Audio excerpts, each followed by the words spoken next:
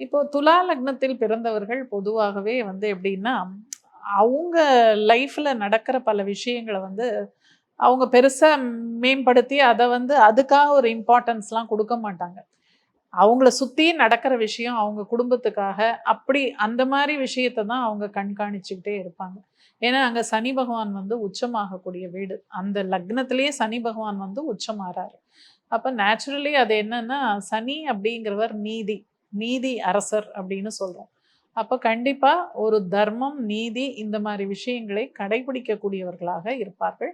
அத பிடிச்சு தான் ஆகணும். அப்படிதான் இருக்கணும். அப்பதான் வந்து அவங்களுக்கு இந்த கர்ம காரகன் சனி வந்து இவங்களுக்கு நல்ல பலன்களை குடுப்பார். அங்கேயே வந்து சூரியன் அப்படிங்கிற ஆன்மா காரகன், தகப்பன் காரகன் நீச்சமாகக்கூடிய இடமும் துலாம் தான்.